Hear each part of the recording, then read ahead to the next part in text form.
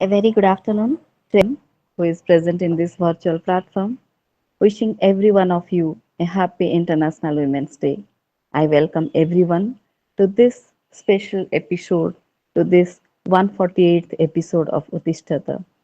I take this opportunity to welcome our Honorable Vice Chancellor, Cornell Professor Sanjay Kumar Satpathy sir, our chief guest, the chief speaker of today's very special occasion, Dr. Anjana Neira Dev, Associate Professor, Department of English, Gargi College, University of Delhi, our Thank you.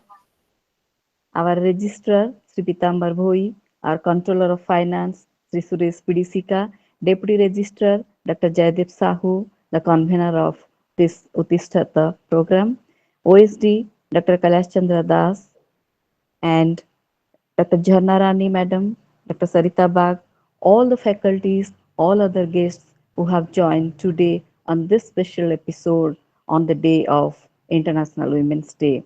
I welcome our dear students also to this special episode. Before we start with, I request Lipsa Maharana to sing the welcome song. ବହୁତ ବହୁତ ଧନ୍ୟବାଦ madam. ନମସ୍କାର, ମୁଁ ଲିପ୍ସା ମହାରଣା। ଯେତେ ବି ମୋର ଏଠି ଗୁରୁଜନ ଅଛନ୍ତି ସମସ୍ତଙ୍କୁ ମୋର ପ୍ରଣାମ। ଓମେନ୍ସ ଡେର ଏବଂ ମହାଶିବରାତ୍ରିର ସମସ୍ତଙ୍କୁ ହାର୍ଦ୍ଦିକ ଅଭିନନ୍ଦନ ଆଉ ଶୁଭେଚ୍ଛା।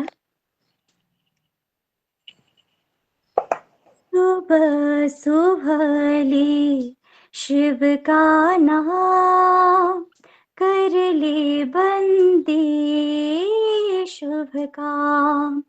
सुबह सुबह ले शिव का नाम, शिव आएंगे तेरे काम।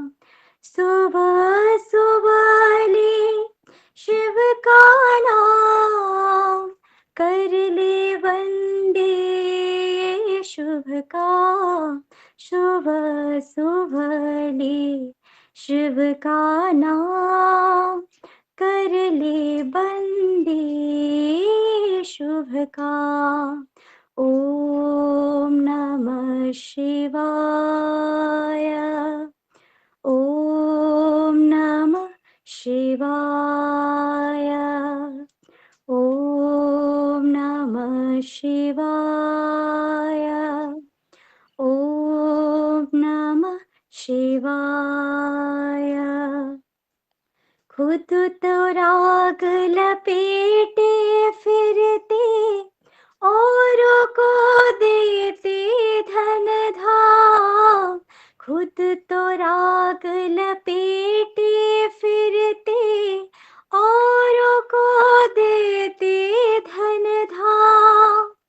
देवों के हित बिस पिडाला, नीलकंठ को कोटि प्रणाम। नीलकंठ को कोटि प्रणाम।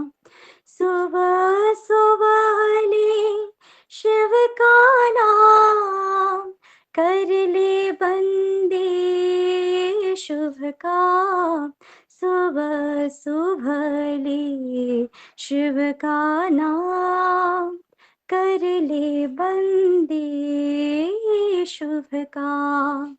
ओम नमः शिवाय, ओम नमः शिवाय, ओम नमः शिवाय, ओम नमः शिवाय।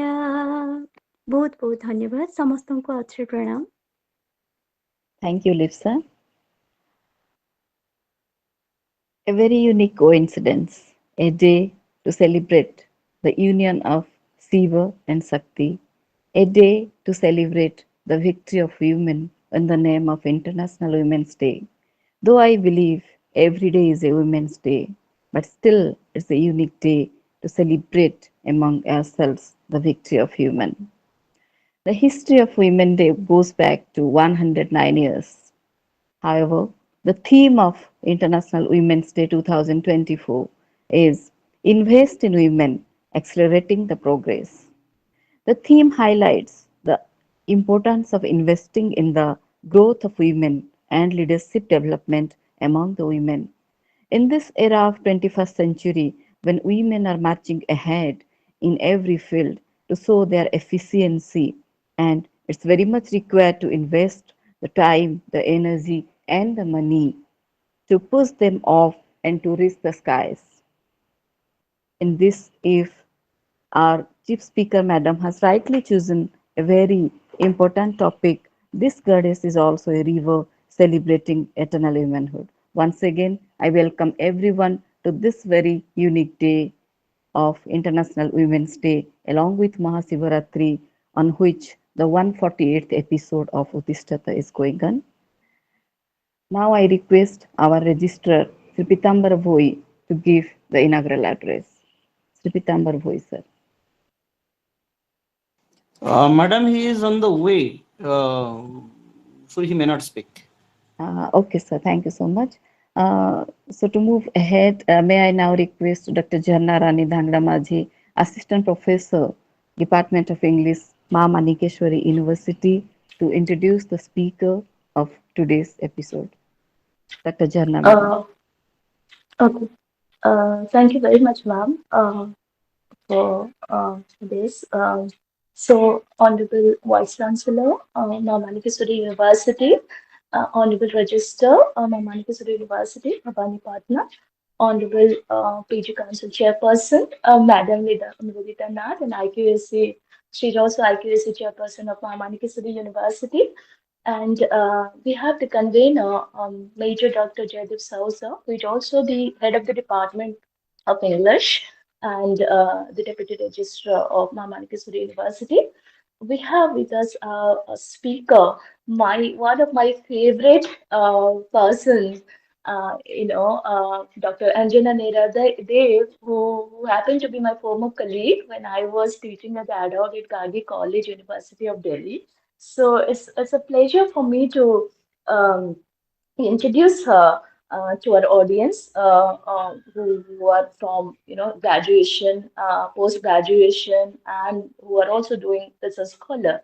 So we have with us Dr. Anjana Nerade, who is an associate professor of English at Gargi College, University of Delhi. She is profoundly interested in the dynamics of the undergraduate classroom.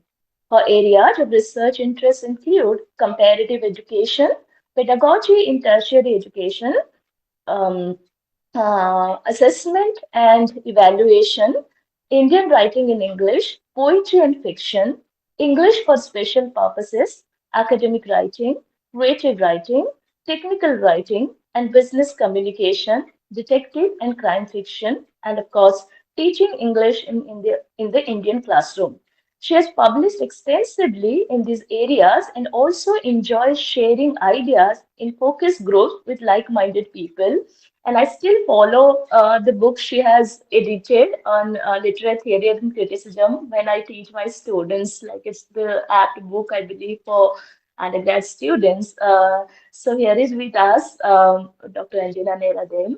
I welcome you, ma'am. And without further ado, I request you to deliver your talk.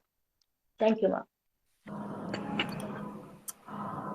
Hi, Jharna. Good afternoon, Honorable Good. Vice Chancellor and the other officials from the university, Dr. Nath, and everybody else who's here. A special thank you to Jharna for giving me this opportunity to speak to the faculty and the students of this university. A very, very happy Women's Day to all of you. Before I share my screen and share my presentation with you, can I just confirm that I'm completely audible to everyone? Yes, ma'am. You're audible and visible also. Yes. Perfect. So I'm just going to share my screen, Jharna. Okay. Right, ma'am. Right.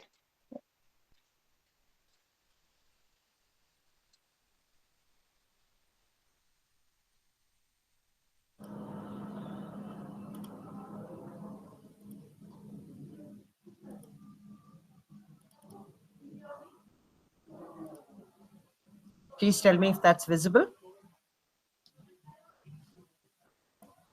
Not yet visible, ma'am. Okay. Let's just try that again.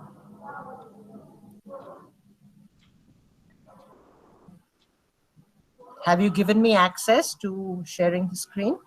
Yes, ma'am. You can say. Okay, please tell me now. No. No.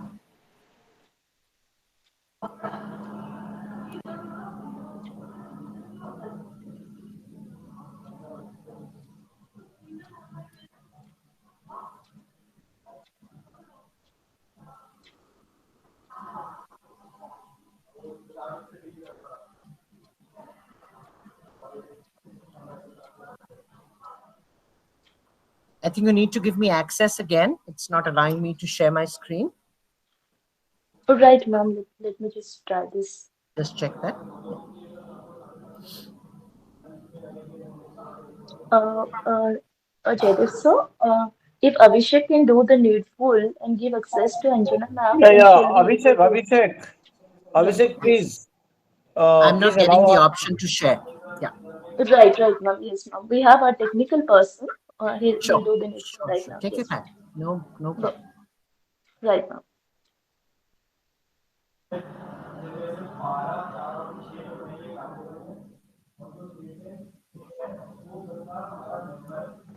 I think you can share, ma'am. What it is showing if you share? Are you Dr. not? Nath, I'm not getting the option of that tab to share. There will be three dots, ma'am, and you have to click there. Then it will show entire screen, present screen, then entire screen. Okay, let me try that. No, I'm using the option that says share screen, right?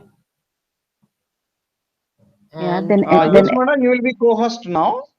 Madam, you will be co-host now. He has been doing it, okay, and that's fine. soon you will That's get fine. access. Yeah, Okay, yeah, madam. sure. So that's fine. Take your time.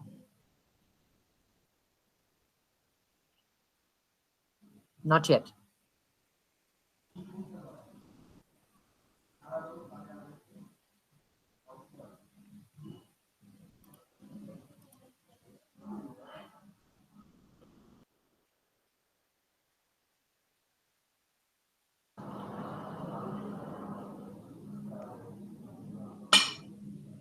So, No.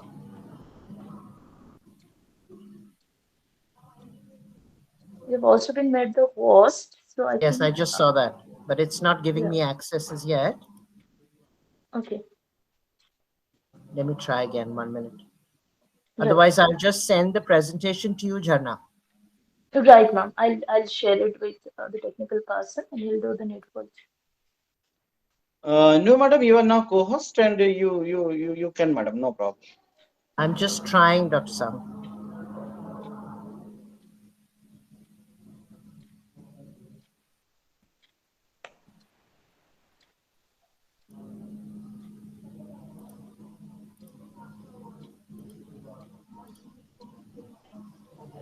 Okay, got it.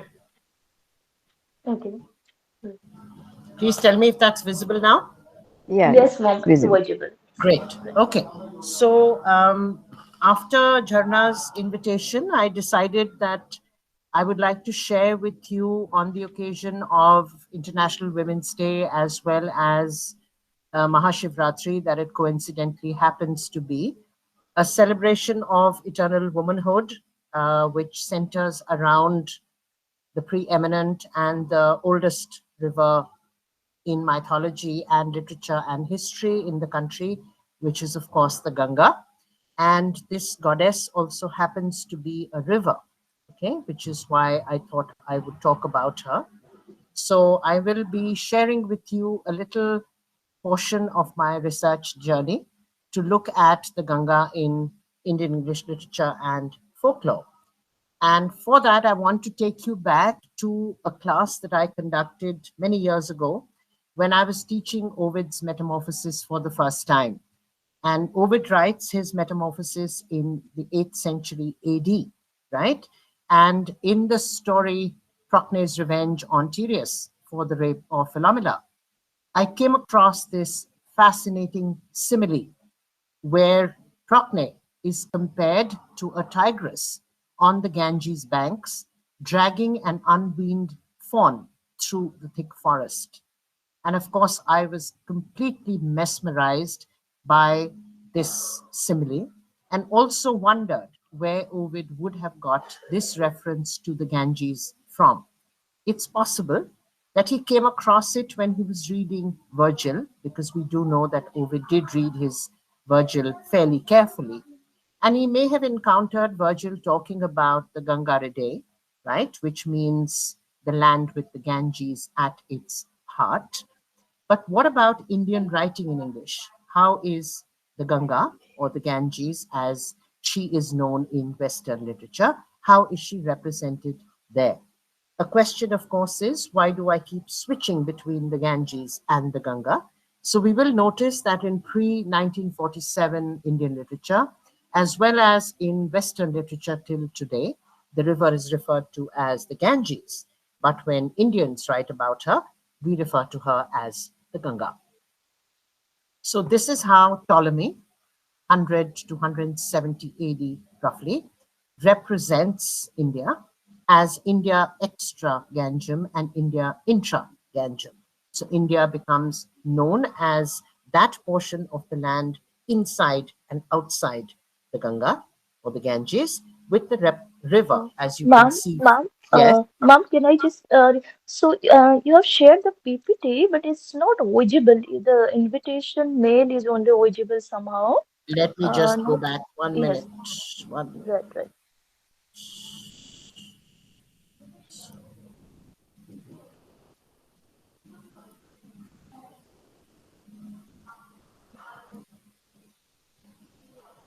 That sharing option is now, tell me if that's visible. No, ma'am. Now it's like not there. Okay, now it's visible. Yes, Now you ma'am. can Now it see is it. complete. Yes, yes, ma'am. Completely Okay. visible. All Yeah, right. yeah. So Thank you. this is the first reference to Ovid that I mentioned. Is that visible now, Jharna? Yes, ma'am. Yes, Totally yes, visible. ma'am. Yes. Great, great. Okay. And this is Ptolemy's representation of India in about 100 AD. Okay, India outside and inside the Ganges. And then we have this fascinating statue, right, that is built in 1651 by Bernini in Rome. It stands still today proudly, representing the four great rivers of the world. And this is perhaps one of the only known representations of the Ganges as a male god, right? You can see right in front, the god who is represented is the Ganges, Bernini's conception of that, holding an oar in his hand. But this is not the only one, right? One of the earliest cartographers of the colonial world is James Rennell, right? He creates this map of Bengal, Bihar, Oudh, and Allahabad. And if you look at the top right-hand corner of the map, you will see a figure resting on a cow's head, mouth, with water gushing out of it. An early representation of the Gaumuk, from where we believe one of the originators or parents of the Ganga emerges. One more male representation. I was not able to find any more. Okay. So the question, right, that we have is the goddess is also a river. And I am thinking about what Dr. Nath began her welcome address with by reminding us that 2024 focus on International Women's Day is the protection of women for a sustainable future. And nothing could be more appropriate when we think about this, when we are referring to the Ganga. The purpose of my research journey, which we undertook over 2 years and we are still continuing, is to see how the Ganga is represented in Indian English literature and folklore. The questions that emerge from this is, on the one hand, we have a river as a holy mother, a sanctum sanctorum, wish fulfiller, the Kamdhenu, if you like, of the female world, right? But at the same time, we have the pollution and the privation of the river, and yet her centrality to our culture and identity. So, has this deification of the Ganga always pervaded Indian and Western sensibilities? Maybe literature has the answer to this. I would like to acknowledge the Indian Council of Social Science Research, who gave me a very, very generous grant in aid for this project. In fact, ours happened to be the first grant that was given for a project in literature when the grant was awarded to us in January 2017. The actual locations, the libraries that I visited, both online and in person, and a special mention to the Ganga repository in the Maulana Azad Library of the Aligarh Muslim University, as far as I know, the only library of its kind that hosts an entire Ganga repository. You might want to visit that site sometime and see what wonderful work they have done. We undertook a survey of literature and discovered that except for two references, one in the M.K. Nayak 1971 Birth and Development of Indo-English Verse, and the other more recently in 2015, an anthology edited by Doran, Bars, and Nelson, there were actually no other books that discussed the representation of this river, so central to the identity and culture of India.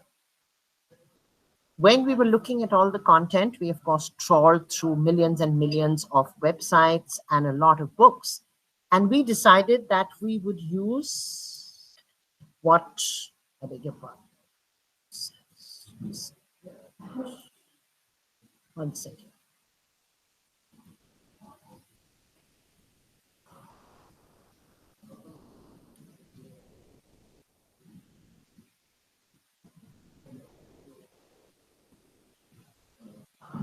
Okay.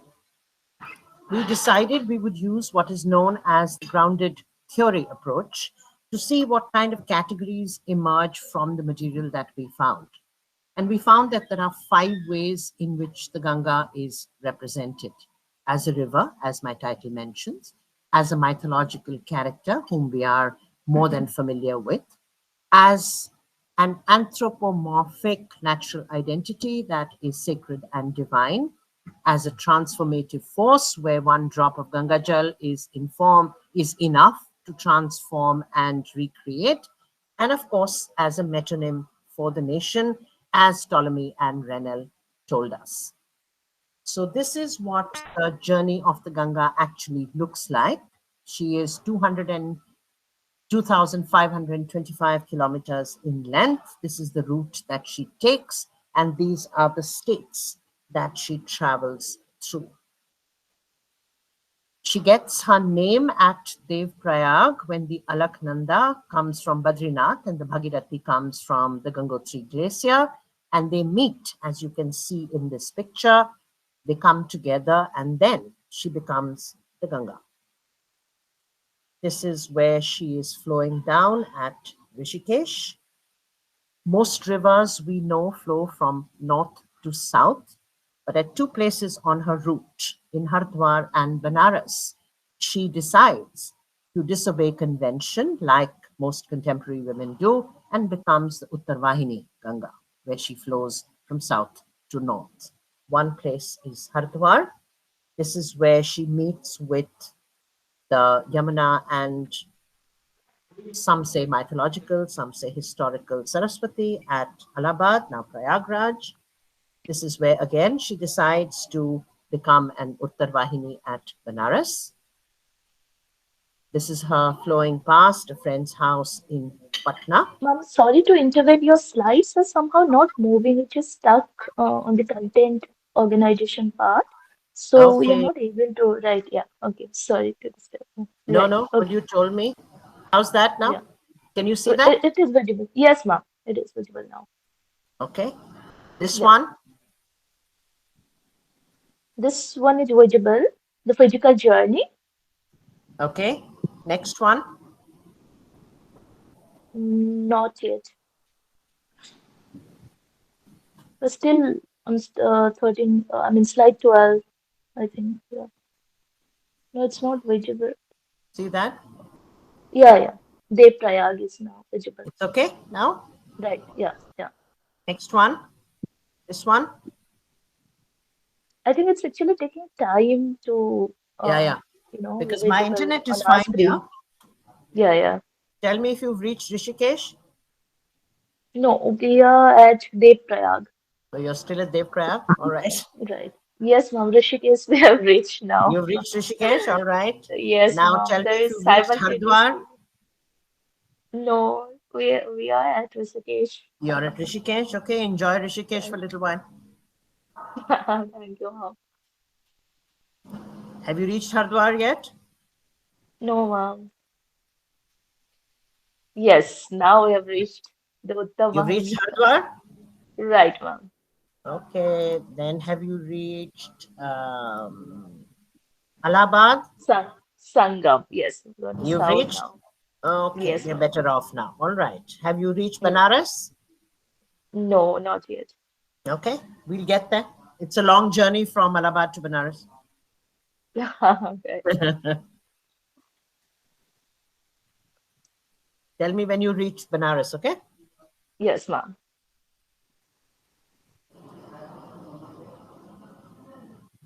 Banaras, we have reached, ma'am, Banaras now. All right. Now have you reached Right. Patna? No. You'll reach, don't worry. Patna, yes, ma'am. All right.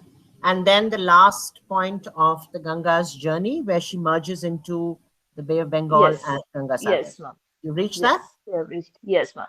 Very good. Okay. Now tell me if you can see the bar graph here.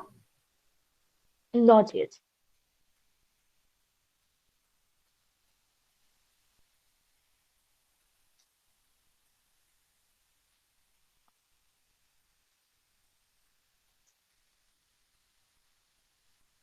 Yes, Tell me if ma'am. you can We have reached the you've reached that. statistics. Yes.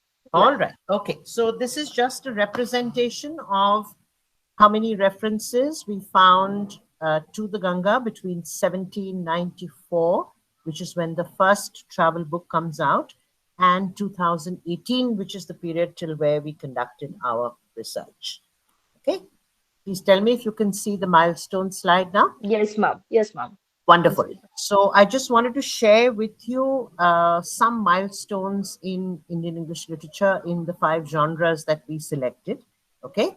So the earliest, interestingly, folklore that is collected and published in India emerges, in fact, as late as the 19th century.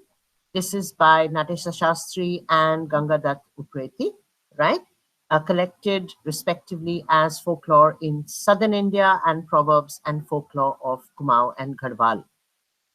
1874, we have the first Indian English book.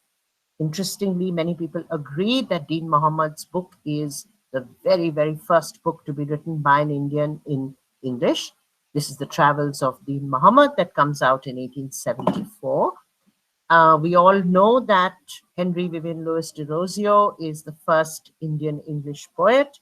All of them, by the way, will refer to the Ganga in his poem Evening in August, 1826, which I'll just share with you. The earliest English play that we could find is The Persecuted, written in 1831 by Krishna Mohan Banerjee. And the earliest work of fiction by an Indian in English is A Journal of 48 Hours of the year 1945, interestingly written 110 years before 1945, which is in 1835, right? And everybody agrees that Rajmohan's Wife by Bankim Chandra Chatterjee is the first Indian English novel. Please tell me if you can see that. Yes, ma'am. The Okay, Ganga and pre so when we look at the Ganga in pre-1947 folklore, we see that the focus is on the Ganga as being sacred and divine, and one drop of Ganga water is enough to transform a shoemaker's wash bowl into something that even the most conservative upper caste person will not hesitate to touch. Okay, this is the first reference we could find to the Ganga in folklore. And we also found Natesa Shastri's reference about how bathing in the Ganga would help him to wash away his sins and prepare himself for his end. When Can you see the travelogue reference now? Yes, ma'am. Very good.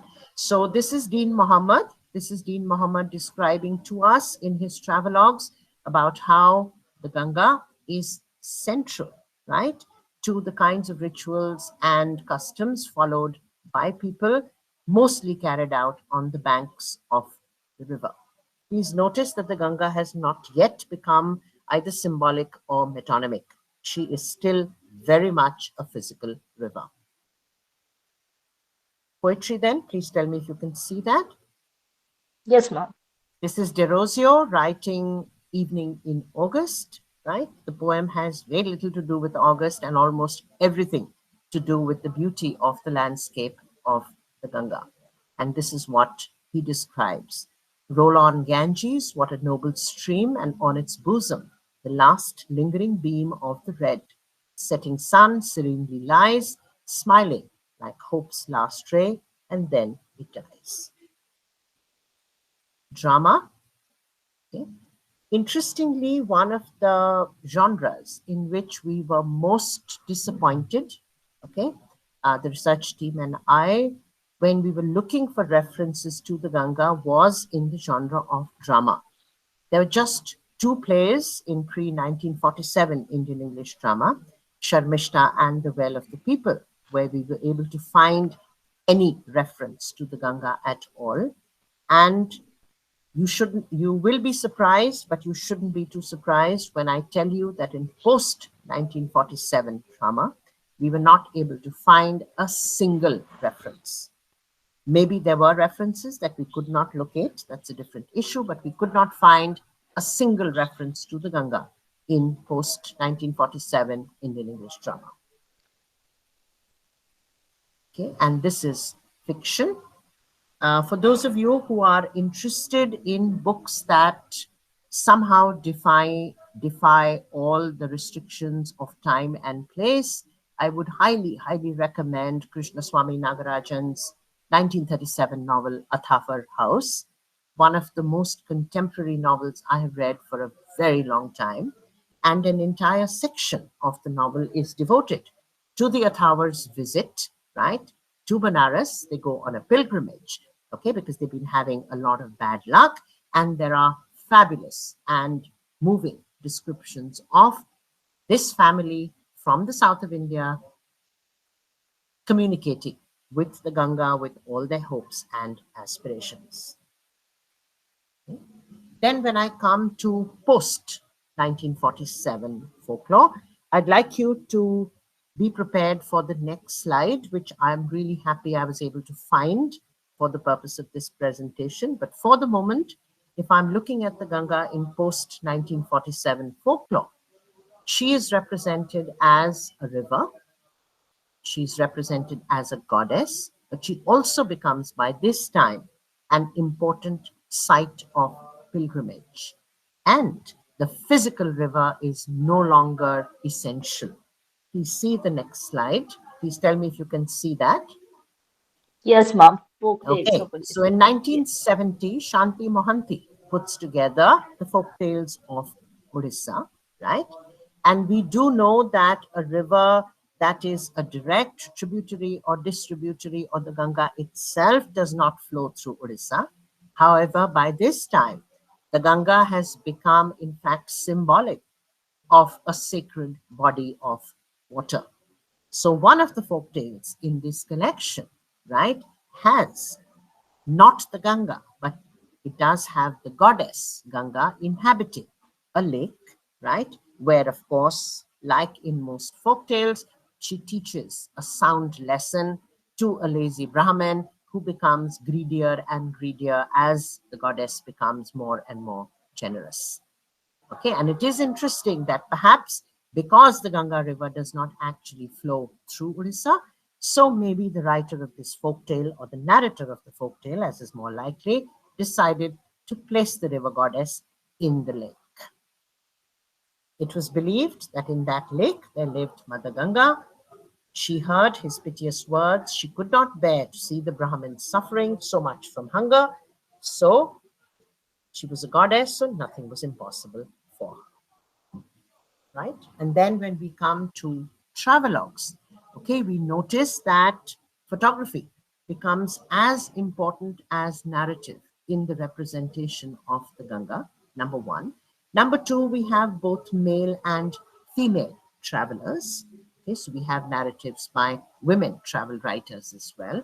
And we also have the idea of traveling not just for pleasure or business, but also for the purposes of pilgrimage. One of the very, very interesting and evocative references is Vijay Singh's now famous film, originally written as a fictional travelogue, Jai Ganga, which comes out in 1985, right? And Nishant, basically, who is the main protagonist of this book, I beg your pardon, lives in Paris. His girlfriend has got lost, so he goes in search of her, and somehow Jaya, his girlfriend, and the river merge with each other, right? And his quest for one becomes, in fact, an existential quest where he begins to search for himself. This is again a book that I would highly recommend. And if you don't have the patience to read the book, you will definitely enjoy watching the film. It's on the internet. Okay. By the time we come to poetry, and we know poets tend to be more rebellious than others, the Ganga not only becomes more personalized, but she also becomes a physical river that is devastated with pollution. The two poets, three in fact, but the two preeminent poets who I could find who have written most on the Ganga are K.K. Darwala and Jayanta Mahapatra. And of course, then we have Nishi Chawla, who Jharna happens to have taught with us in Gargi for a very long time, unfortunately before Right. your time with us. Right. Okay. Nishi Right. Chawla has just come out with this book-length poem on the Ganga. And I think yesterday or day before, if I'm not mistaken, she was at Kolkata reading from this collection. Okay? Just a small little excerpt from Nishi Chawla's Ganga, a River poem, perhaps the longest single poem on the Ganga that I have encountered in the course of this research.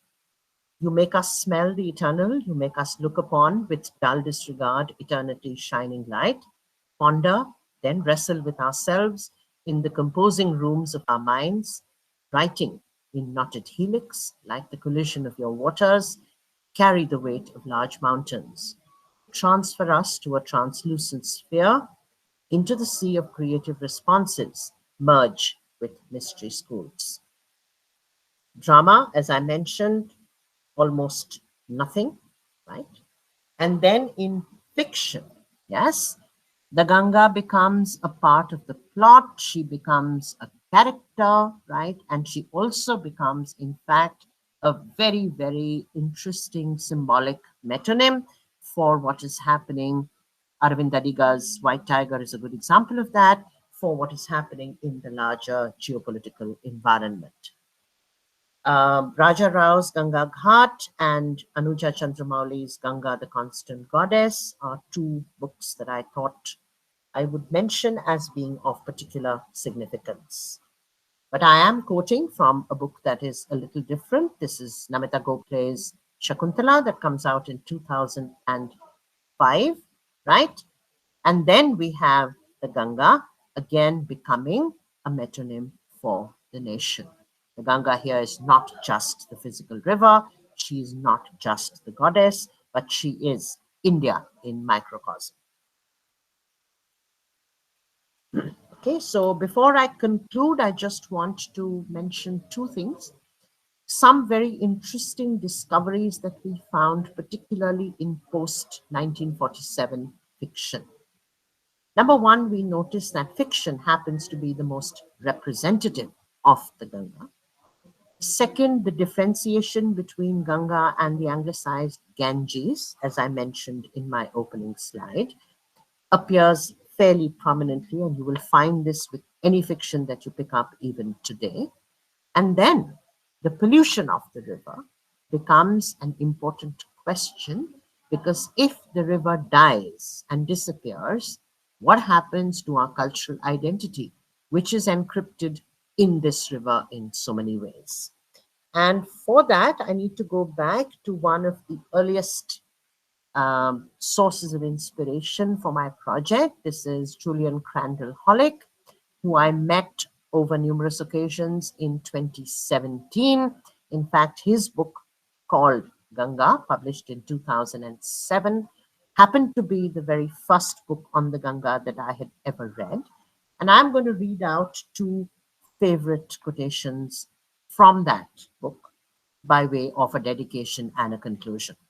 Number one, I quote, "It was the mythology of the Ganga that made her special, not just to me as a little boy, but to countless Indians who consider her waters to be Amrit and dream of dying on her banks to attain moksha. Many rivers on other continents are indeed sacred or holy, but no other river in the world is worshipped as a goddess. This is why Ganga is unique." 2 pages later, and I quote, "I was hooked. How can the same river have such disparate personalities?" I wondered. I realized I knew next to nothing about the physical reality of the river. Indeed, not many people do. Travel writers, novelists, even distinguished academics have focused either on the high culture or on the obvious tourist sites, Varanasi, Allahabad, Rishikesh, and their picturesque mythologies. None of them have attempted to make any real connection between mythology and geography. That's a very, very humble effort by our team to make that very connection. So the journey continues. This is the boatman who took us to the Sangam in Allahabad. So I think it's appropriate to dedicate the last slide to him. Thank you so much for your attention. Thank you so much, madam, for this beautiful presentation on the topic. This goddess is also a river, celebrating eternal manure. Thank you so much. Very nice deliberation by ma'am on the river Ganga. A detailed analysis of all the literatures that are available on the river Ganges, the folk tales, the fictions, whatever available on this holy river. Ma'am, I like your whole deliberation Thank and you. your way of presentation.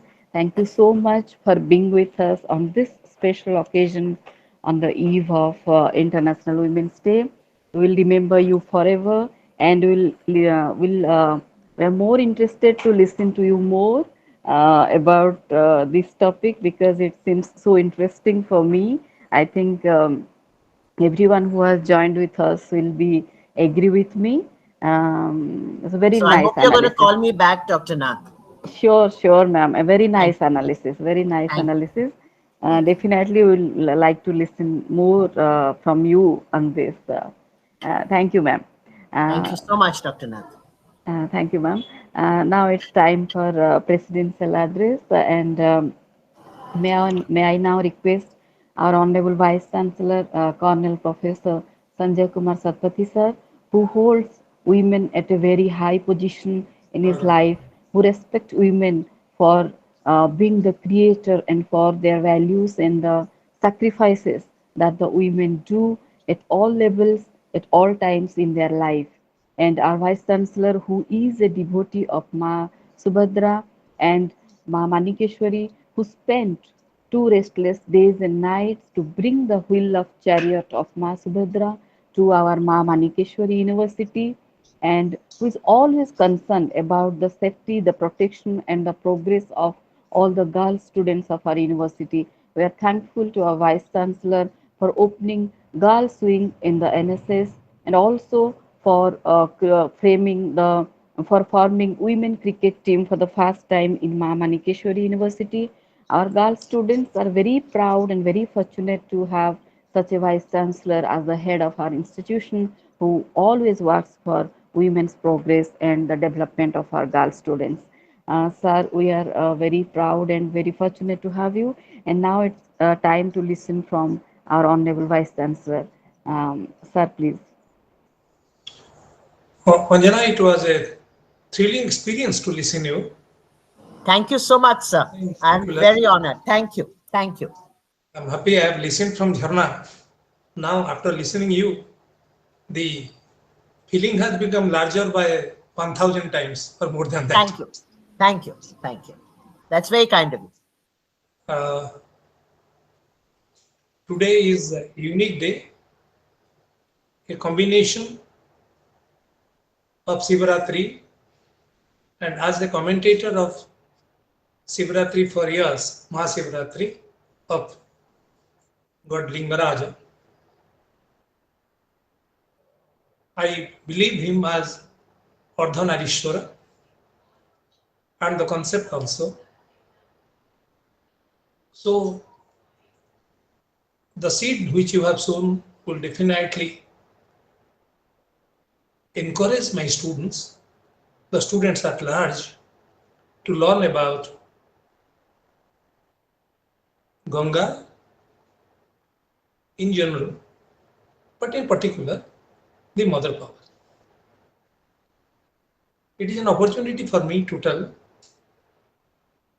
I have two copyrights in enhancing the importance of women. One is, I had a question in my mind from my childhood. Oh, what will be the second line for Janani Janma Bhumischa Swargadapi Gariyasi? I got it during Corona. I wrote it and got the copyright. That is Mata Sikshalayas Chaiva Swargadapi Gariyasi. The educational institution which has reared me, nourished me, is also my mother. And what I am today, the lion's share goes to her. Second, I have coined the word homepreneurship, women entrepreneurship, defined it. Maybe in future, whoever in the world, in any corner, will have any research on women entrepreneurship, will pick the word homepreneurship and the definition given by me on homepreneurship. I can tell one line in particular of that. The enterprise or the entrepreneur who will look to the organization with a mother's heart may feel sick sometime, but will not die. Never die. On that I have written things. So Ganga is the epitome of the mother power, epitome of life, epitome of the entity of India.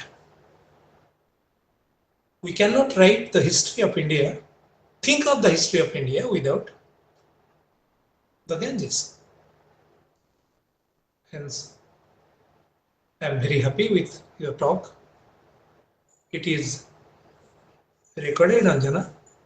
Maybe those who have not listened, they will listen to it maybe a number of times. Thank you, Professor. Yes. And I'll be happy if sometime you will plan to come to my small university during my tenure. It would be my pleasure, sir. It would be my pleasure to come. I have traveled to Odisha because I worked with Professor Jayanta Mahapatra and visited Puri, Cuttack, Gopalpuransi, etc. I have not had an opportunity to come to your university. It would be my pleasure to come. Chan Mahapatra is my teacher. He was in Okay. I have studied in Revansa and worked in Revansa also for 10 years. How lucky are you? He was a very good friend of mine. I miss him a lot. Then when you say this, I remember the bamboo trees where he sits to get new ideas. That's right. That's right. In his garden. Absolutely. Absolutely. Yes. Yes. It's in the song of the bamboo leaves. Yes. Yes. It That's is in right. the mid of the town,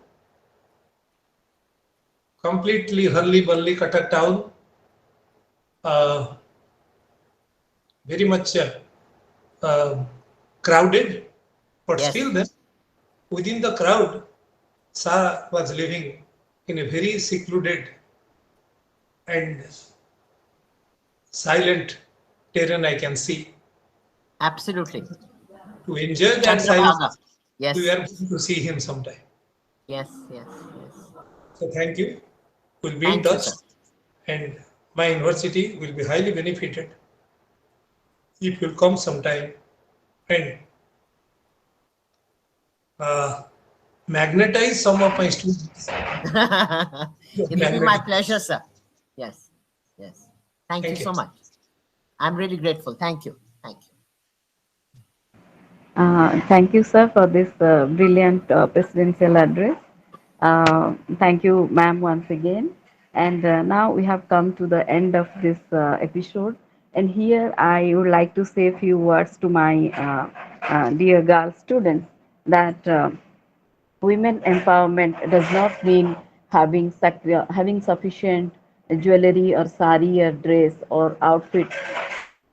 Empowerment does not mean to walk alone amid all odds. It means to walk alone amid all odds. It means to stand beside enjoying all rights. And it means to protest against all injustice done to the women and to protest then and there to all the injustice done to them. And finally, don't be a woman who has to knock other women down in order to stand out. Be a women who congratulates other women and supports them on their journey of success and victory. So try to stand on your own feet, try to protest all the violence, all the injustice that is done towards you or any other women in front of you, and try to be independent in your life. Now, may I request Dr. Sarita Bag to propose the vote of thanks?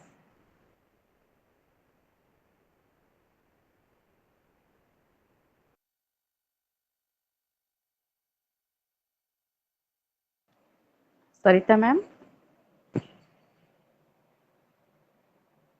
Mom, I think Saita mom has left for some reason or what I don't know, but she's not here in the meeting right now. Jharna, you give otherwise. Right, right, sir. Thank you, sir. Before I toss it to give a vote of thanks, Anjana ma'am, I'll just quickly add something about our Honorable Vice Chancellor, sir. You'll be surprised to know that irrespective of all his busy schedules, he ensures that he's there for all these academic discussion. Even if we are doing every other day, he will give his time for that 1 hour, leaving aside all his works and all. And today he is not really well. You know, last time when I was talking to him to take permission and all of this, he was not well since then. Yet, Yeah. and I was thinking whether he has recovered completely or not. But today you can see, you know, he's just covering himself with a shawl and all. He's actually not well, Right. but he Right. gave his time for the entire thing.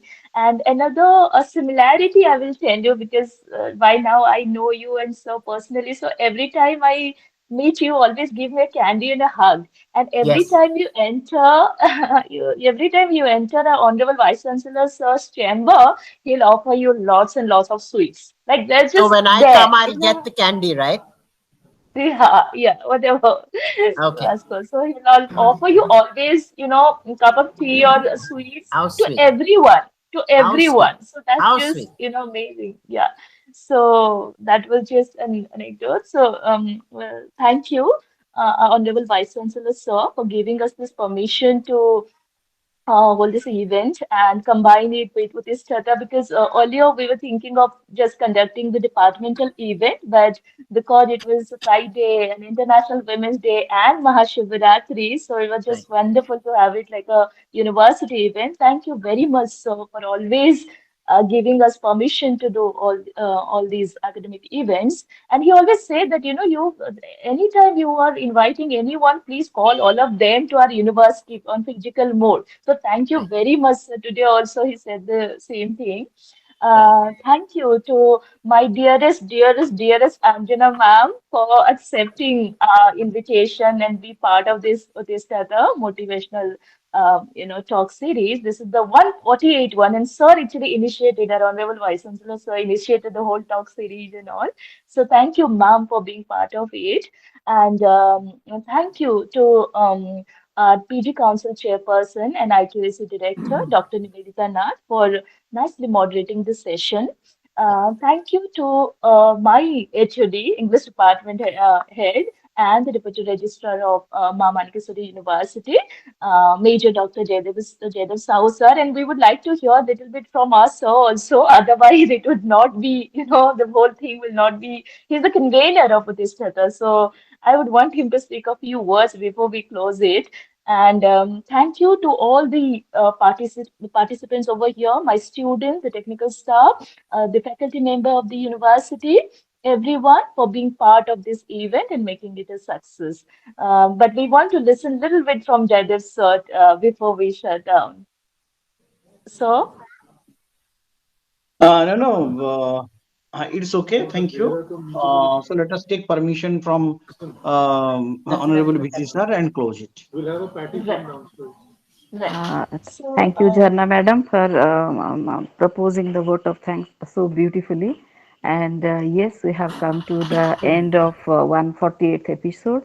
And at the end, I'm wishing all women all strength, resilience, and endless joy on Women's Day and beyond Will not Women's speak. Day also. And may the journey of all women Anjana. be Patty, filled I with will pack love, and take laughter, entertainment, done. besides being He said duty bound. done. So, once again, happy International Women's Day to everyone. May I now request Lipsa Maharana to to do Samti Patha.